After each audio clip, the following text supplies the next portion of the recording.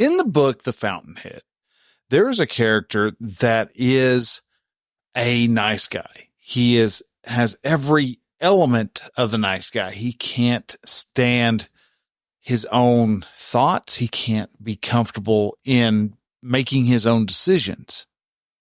We're going to be talking this week about Peter Keating, the nice guy, in episode 234 of The Relaxed Male. This is The Relaxed Male, a show that comes to you each week helping men to remove the nice guy from their life so they can actually live their life on their terms.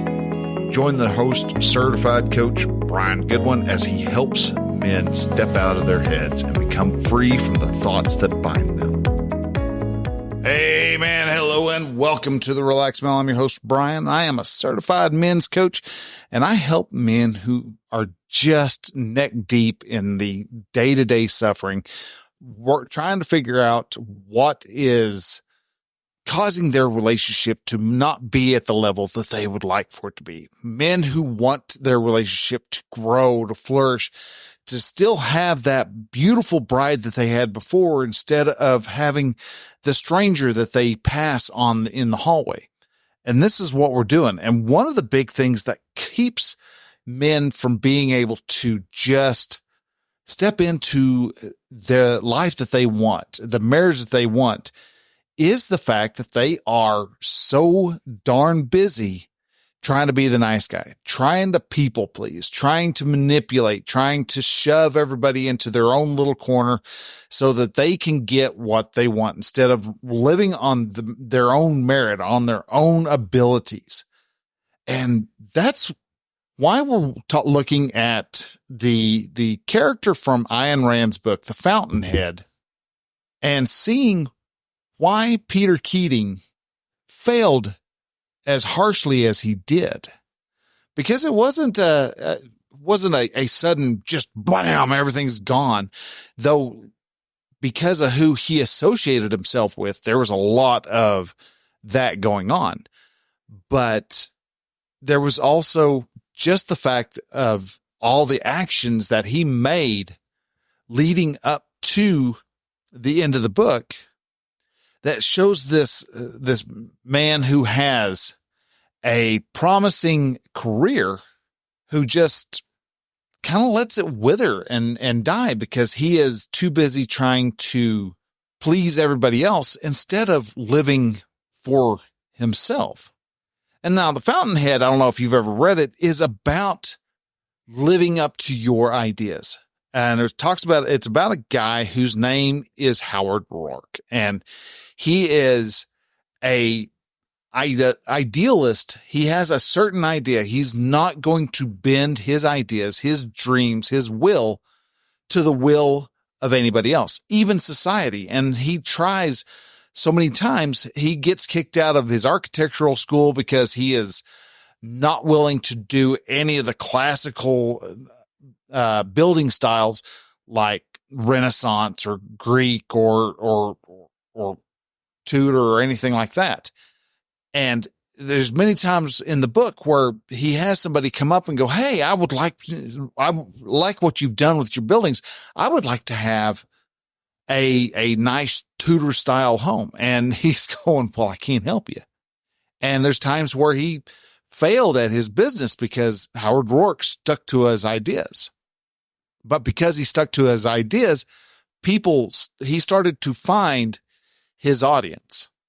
And this is with any business out there. And this is such a great set of insights for business sided people, because if you're busy doing what everybody else thinks you should do, nothing's ever going to work. You have to work according to what your thoughts are.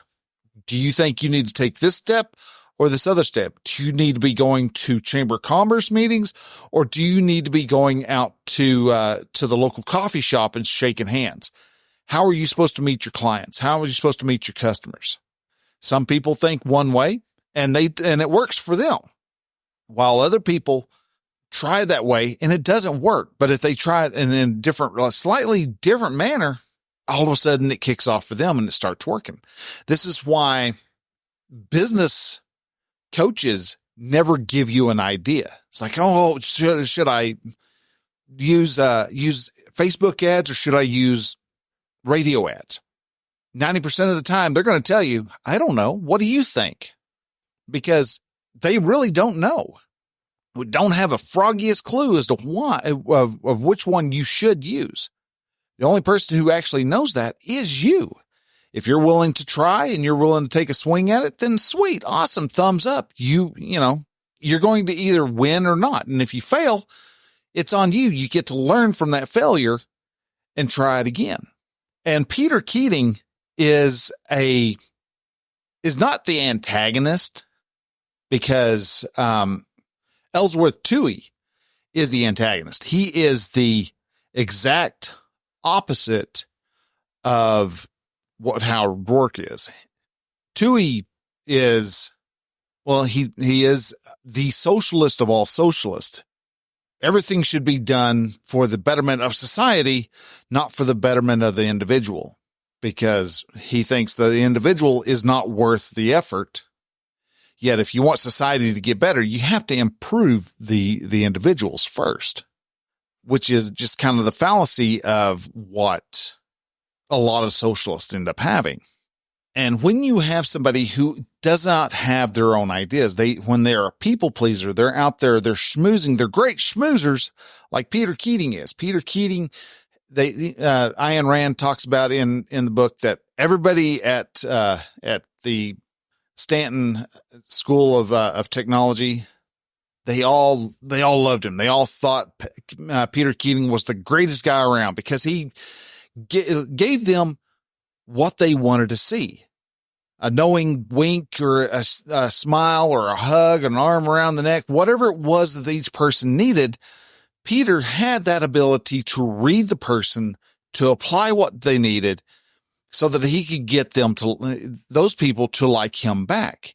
He ran around doing nothing more than seeking approval. And when you run around seeking nothing but approval based on what the other people want, yeah, at first you're going to skyrocket. Boom. Everybody loves you. You're amazing. You hit the highest highs in record time. Yet you also run the risk of falling off, because eventually the people get tired of that particular gimmick and the attentions that people have. They turn and stray and veer off to other places. The first interaction that we had with Peter Keating and Howard Roark was right after Stanton's graduation, where Peter Keating graduates. And Peter turns and wants Howard Roark's opinion, because he has two options that he can go on. He can either go and work for Guy Francon at Francon and higher, or he can go to the Beaux-Arts School of Architecture. He's got a scholarship to that because he was the valedictorian. Either one's a great deal. Knowing that Guy Francon would end up hiring Peter Keating if he did go to the Beaux-Arts, he doesn't. He talks to his mom. He really wants to hear from Howard. And Howard tells him, well, the first mistake, you've already made the first mistake. You asked me. And what Howard was getting at on that is you don't need to ask for permission. You don't need to ask me. What do you want to do? And around the time that they're talking about that, and Howard's trying to show Peter, hey man, there's a better way to live life. Stop running around going, hey, do you think I ought to do this? Hey, do you think I do this? And giving yourself all this anxiety, all this stress, all this frustration.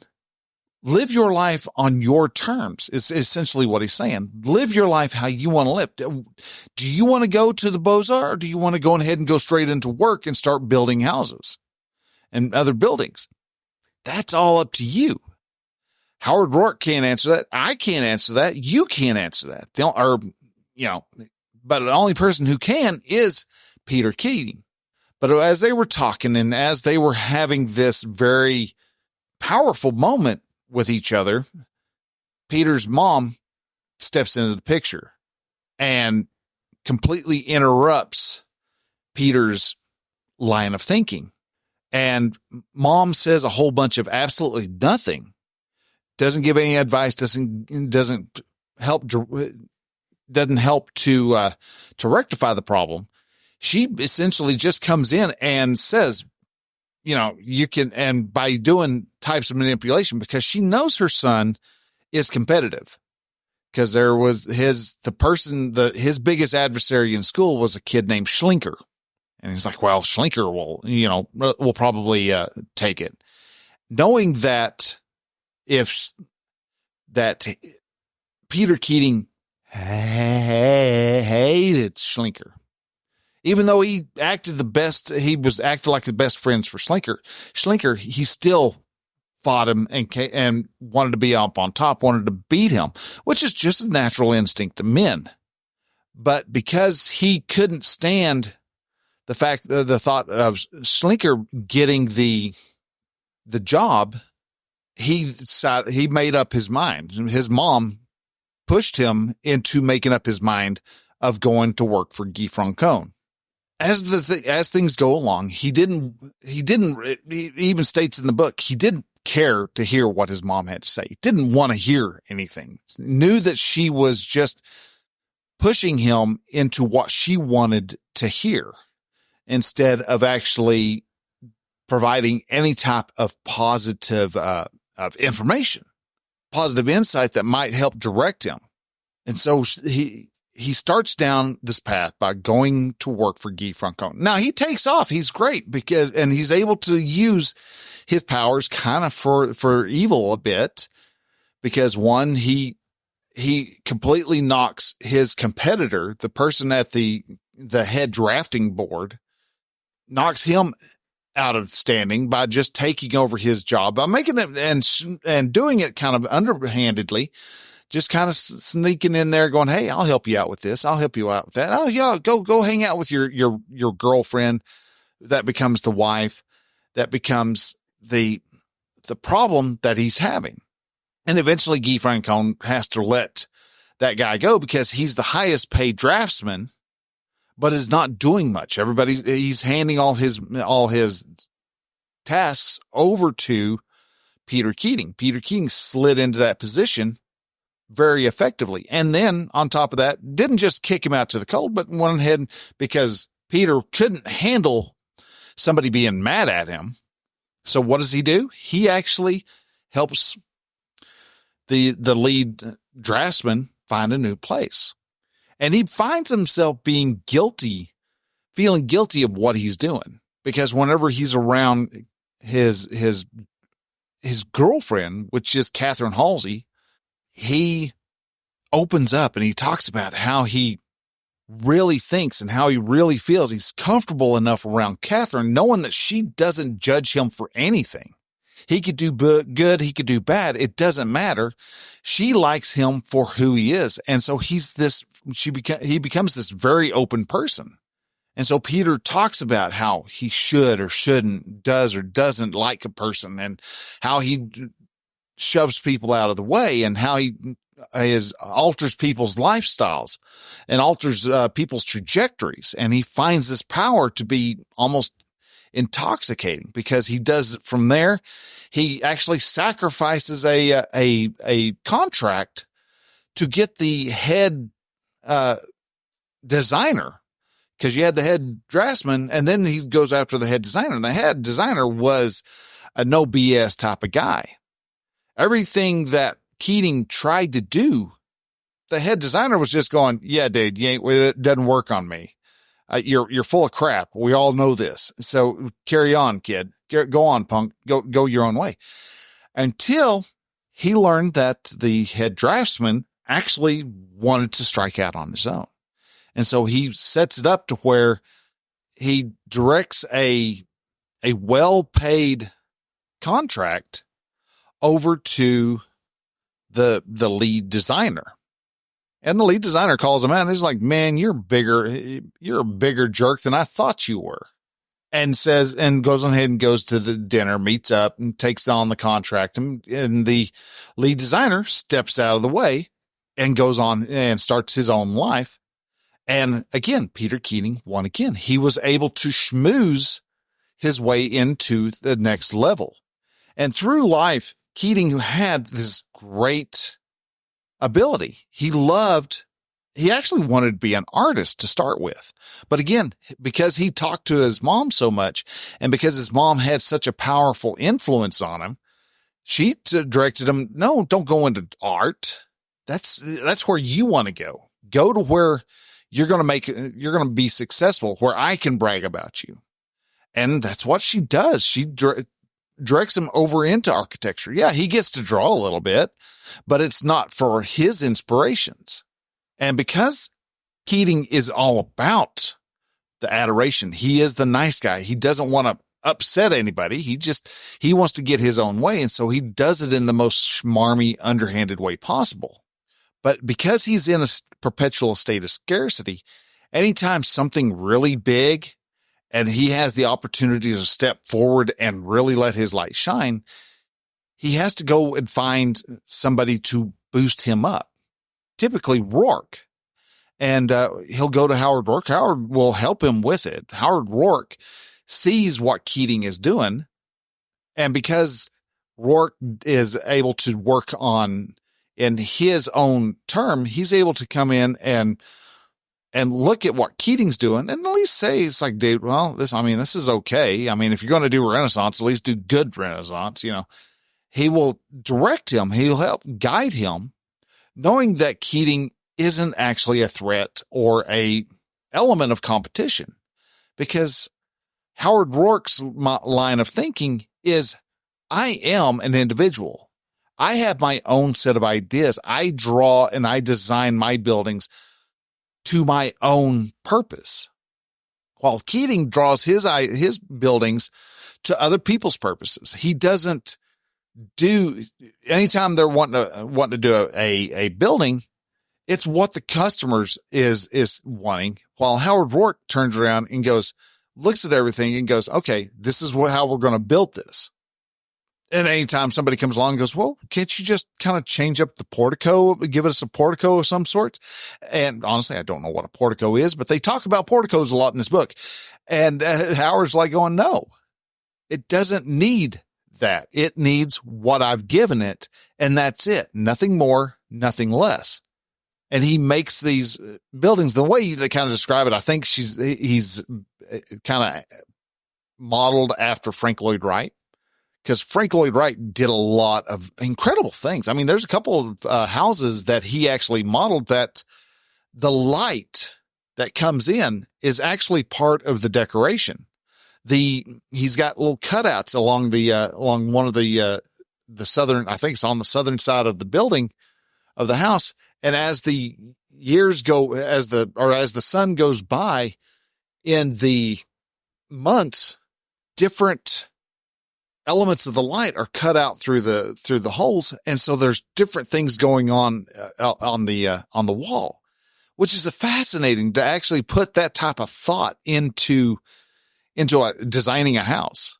But Peter and his perpetual state of scarcity was always having to run back to Roark. But every time he got a win, he felt a little more kind of confident. And it's a kind of confident. It wasn't confident, but it was just kind of to the point to where he was able to actually, he thought that Howard Roark might actually want to talk to, spill the beans about who's actually building his buildings, his prized buildings like the Cosmoslotnik or any of the other types of buildings. The Cosmoslotnik was a big one that he really did. And then there was also Cortland, which both kind of fall into the line of the stories. And Cortland was just kind of this design that was originally started out as Roark, because Peter made the designs and then went over to Roark and was like, hey, what do you think of this? Could you give us some ideas? And Roark went through, cleaned everything up, became very disciplined in how the floor layouts were. And then Peter went through and put his own facade on there. And Peter started to get a little nervous about, hey, I don't want you to be saying that that you designed this building. And Howard's like going, dude, why would I want to even have my name associated with that? And that pissed Peter Keating off, because all of a sudden Peter realized he still couldn't have any type of control over Howard Roark, because Howard's ideals are so pure in his actions that, yeah, I don't want to be associated with anything that's got classical or Tudor or Renaissance or whatever style of building. I want to be known for Howard Roark style buildings. And that's all I plan on build. And Peter's known for doing whatever is at the time. I mean, you had Tui actually points Peter Keating over to this one lady who wants to make the ugliest house possible. And he does. And he does it. And he's just kind of, well, that's really, no electricity in the house. I want nothing but lanterns everywhere. And just this kind of weird, gothic, ugly, the ugliest house possible on the block. All because he can't stand on his own 2 feet. He won't stand. He is always having to turn to everybody for attention. And because he is able to read people, he is able to get Dominique Francon, which is Guy Francon's daughter. And he ends up marrying her. But the reason why he marries her, or she marries him, is because she throws who he is right back at him. And it's in such a severe degree that anything he wants to do is completely up to him. She will not make a decision, and it irritates him and aggravates him, because as they're married, so do you want to go watch a movie? Her response is, I don't know. Would you like to go watch a movie? And a lot of times his response was, oh, well, it'll kill some time. Oh, do you want to kill time? And she's being very honest, very forthright, right in her questioning. But at the same time, she is not willing to put any of herself out into this marriage, while he is desperately wanting her to take over everything in the marriage so that her influences are there, but she refuses that. And there's this dynamic of this bash of wills. He wants her to, he can't manipulate her the way that he is able to everybody else. And she refuses to let him just get off on not making any decision. And eventually their marriage fails, but that's because a guy who can punish Dominique, and it sounds weird, but she's out to be punished, and she feels like she needs to be punished because the world is not in a position to where they need anything beautiful. And again, you have to read the book to fully understand. But so she ends up going to Gail Winan, who is kind of a sleazeball, but at the same time, everybody starts to kind of like each other because Dominique lives her life on her own terms. Gail Winan lives his life on his own terms.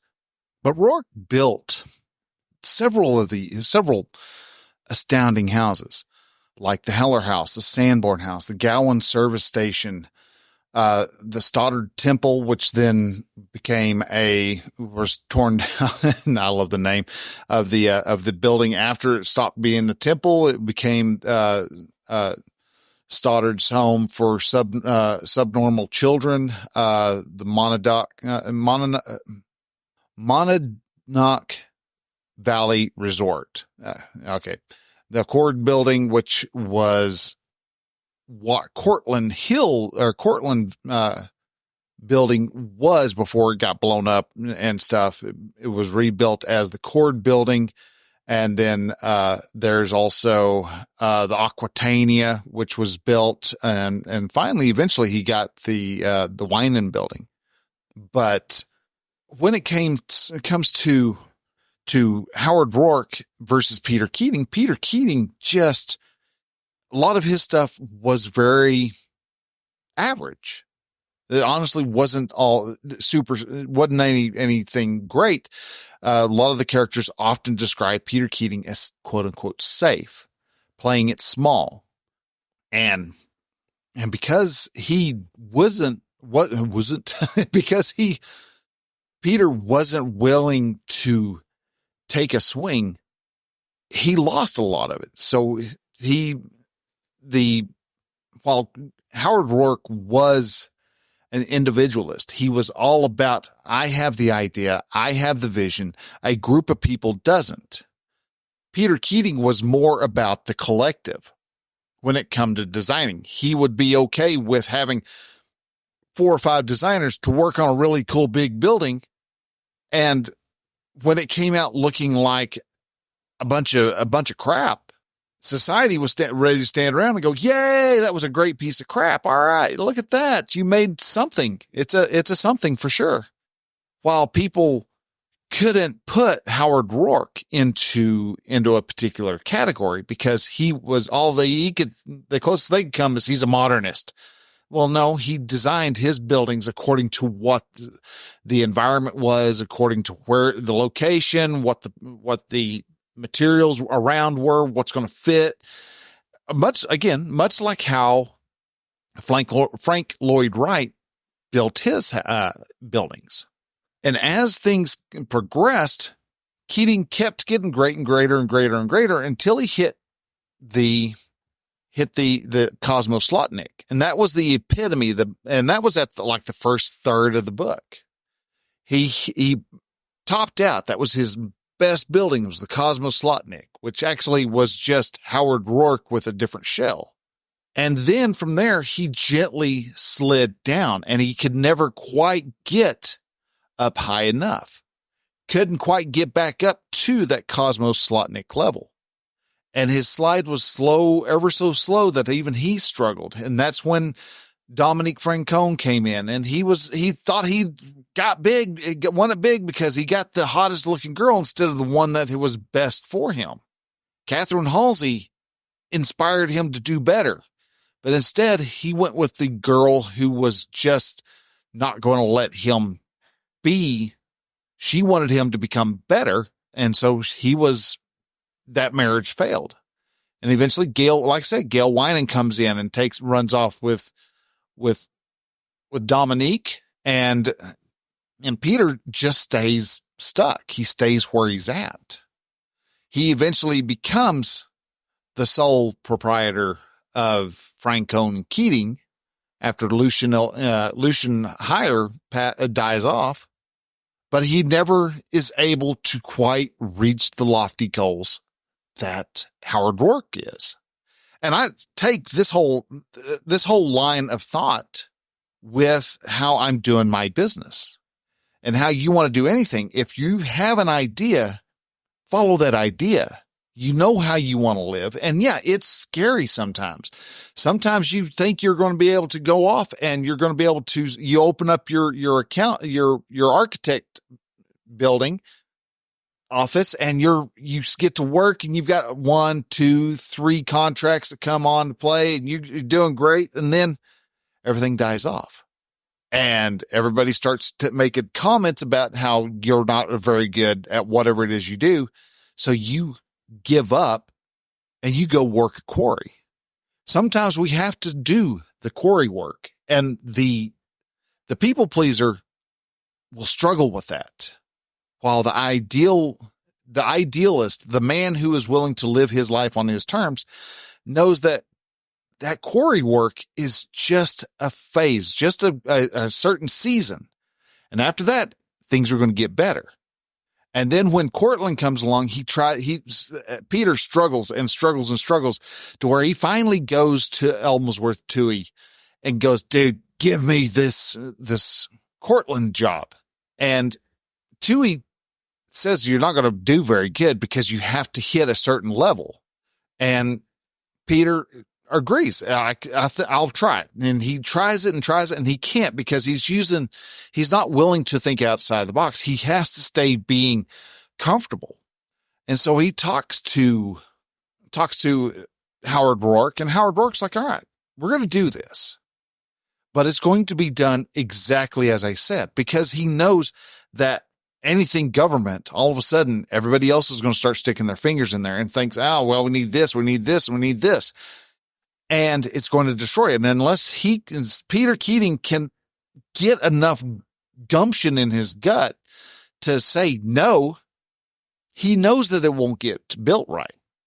But he takes a chance. He's like, all right, we're going to try this because he wants to help Keating. He sees Keating always trying to get out of playing small. He just keeps sliding back into that hole.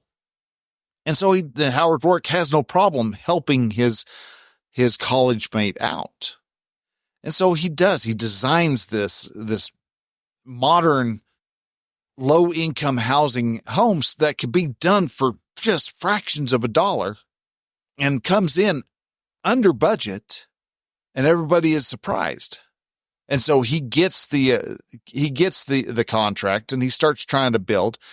But then all of a sudden, here comes these other architects that are part of Tui's little troupe, and they all start making changes and expanding and taking stuff out. And some apartments don't have closets while others do. And some have different types of sinks because, hey, it just seems like it would work better with this type of sink other than this type of sink. And eventually the committees that are all involved with it come in and start going, well, we want to have a gym. It's not fair that we don't have a gym here because where are all the little poor kids going to play if they don't have a gym? And so they start adding stuff. And as they add stuff and more stuff and more stuff, and all of a sudden they balloon the payment. So now to be able to make this low income housing thing work, they've got to make sure that it's priced out of the range of the poor people, which is exactly what Howard Roark knew was the problem. And because he saw that the government was destroying something beautiful, Peter Keating tried his damnedest, but didn't have the strength to be able to withstand them.